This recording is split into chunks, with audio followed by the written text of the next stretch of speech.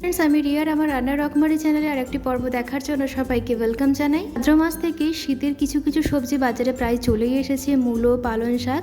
তো আজকে তোমাদের সাথে শেয়ার করব মূলোর পরোটার রেসিপি। মূলোর পরোটা কিন্তু উত্তর ভারতের একটি বিখ্যাত একটি রেসিপি, যেটা সকালের জল খাবার বা রাতের ডিনারেও খেতে পারো। টমেটো সস বা আচার দিয়ে খেতে ভীষণ ভালো লাগে। তো চলো রেসিপিটা একবার দেখে নেওয়া যাক। আমি 6 থেকে 7টা মূলো নিয়েছি। মূলোগুলোকে ভালো করে ধুয়ে পরিষ্কার করে নিয়েছি, আর মূলোগুলো অনেকটা লম্বা ছিল বলে একটু ছোট ছোট পিস করে নিয়েছি, যাতে গ্রাইন্ড করতে একটু সুবিধা হয়। ওগুলোকে এবার আমি গ্রাইন্ড করে নেব। যে হাতের যে গ্রাইন্ডারগুলো হয় সেই গ্রাইন্ডার হাতের সাহায্যে করে, চপার দিয়েও করতে পারো, কিন্তু মূলোটা একদম মিহি হয়ে যাবে। গোটা গোটা থাকলে কিন্তু পরোটার মধ্যে একদমই ভালো লাগবে না। এর জন্য আমি ভালো করে একদম সুন্দরভাবে ঘষে নিচ্ছি। দেখো কতটা সফট হয়েছে, একদমই দানা পাওয়া যাচ্ছে না। সমস্ত মূলোকে ভালো করে গ্রাইন্ড করে নিয়েছি। দেখো কতটা মিহি আর কতটা সফট হয়েছে, একদমই বোঝাই যাচ্ছে না যে এটা মূলো। এবার একটি কড়াইতে আমি নিয়ে নিয়েছি সামান্য পরিমাণ মতো সাদা তেল, সর্ষের তেলও ব্যবহার করতে পারো। এখানে কাঁচা লঙ্কা আর পাকা লঙ্কা নিয়েছি।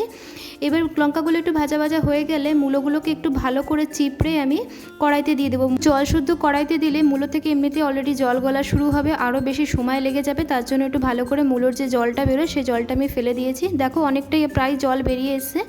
একটু জলটা টেনে নিলে আমি দিয়ে দিলাম একটু নুন আর হলুদ। এবার ভালো করে ভেজে নেব যতক্ষণ না একদম জলটা টেনে একদম ঝরঝরে শুকনো শুকনো না হয়েছে, ততক্ষণ আমি একে নাড়তে তালে থাকবো। গ্যাসের ফ্লেমটা কিন্তু হাই থাকবে।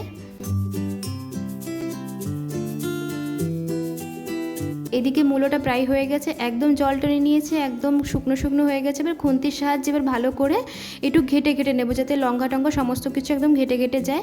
পরোটা পুরটা একদমভাবে তৈরি হয়ে গেছে। দেখো কতটা সফটি হয়েছে। এইবার একটা থালাতে আমি নিয়েছি 1.5 কাপ মতো ময়দা, আর নিলাম সামান্য পরিমাণ মানে 1 থেকে 2 চিমটি মতো নিয়েছি জোয়ান, আর নুন তো যাবেই। ছিলাম একটু সাদা তেল, সাদা তেলটা আমি দেখাতে পারিনি। আটাটা মাখবো কিন্তু আমি রুম টেম্পারেচারে যে জলটা নর্মাল জল থাকে সেইটা দিয়েই আমি আটাটা ভালো করে মেখে নেব।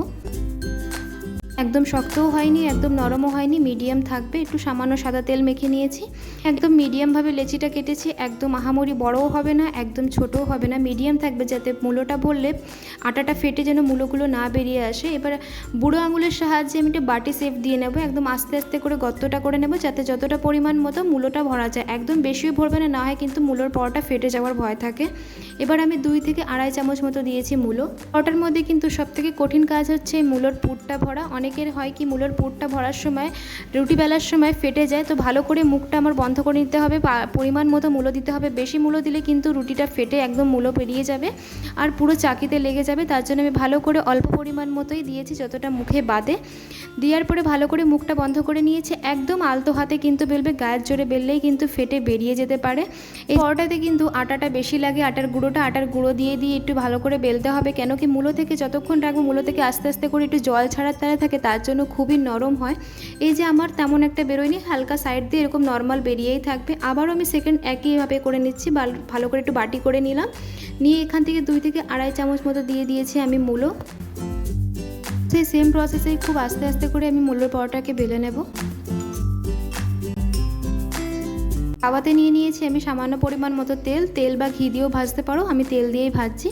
এবার এপিট ওপিট করে ভালো করে উল্টে পাল্টে নেব। দিয়ে দিলাম সামান্য রিফাইন তেল দিয়ে ভালো করে ঠেসে ঠেসে কিন্তু পরোটা ভাজতে হবে, না হয় কিন্তু পরোটা ফুলবে না, পরোটাগুলো একদম চামড়া হয়ে যাবে। দেখো কি সুন্দর ফুলে ফুলে উঠছে। এবার আমি পরোটাগুলোকে এপিট ওপিট করে ভালো করে সাদা তেল দিয়ে একটু ভালো করে সেঁকে নেব। এক পাশটা হয়ে গেছে, আর এক পাশ হলে আমি এটাকে নামিয়ে দেবো। প্রসেসে আমি তোমাদেরকে আর একটা করে পরোটা দেখাচ্ছি। সামান্য পরিমাণ নিয়েছি তেল। এবার ভালো করে উল্টে পাল্টে গ্যাসের ফ্লেমটা হাই থাকবে। এই যে আমার পুরো সম্পূর্ণভাবে পরোটা তৈরি হয়ে গেছে। এবার একে আমি বাটার বা আচারের সাথে সার্ভ করে নেব। পরোটা সম্পূর্ণভাবে তৈরি হয়ে গেছে। এটা বাটার বা আচারের সাথে খেতে পারো, ভীষণ ভালো লাগে। আর দেখো মূলোর পরোটার মধ্যে স্টাফিংটা কতটা সুন্দর, চারিদিকে মূলোর পুরটা একদমভাবে ছড়িয়ে গেছে। তোমরা অবশ্যই কিন্তু একবার ট্রাই করে দেখো, আশা করি তোমাদের ভীষণ ভালো লাগবে। রেসিপিটি যদি তোমাদের ভালো লেগে থাকে, যারা রান্নার রকমারি চ্যানেলে প্রথমবার ভিজিট করেছো তাদের কাছে অনুরোধ রইল আমার চ্যানেলটাকে সাবস্ক্রাইব করে আমার পাশে থাকার জন্য। বেল আইকনটিকে অবশ্যই প্রেস করে দেবে, যাতে কোনো নতুন রেসিপি দিলে প্রথমে যেন নোটিফিকেশনটা তোমাদের কাছে যায়। নতুন একটি রেসিপি নিয়ে আবার দেখা হবে। আসি তাহলে, সবাই ভালো থেকো, সুস্থ থেকো, ধন্যবাদ।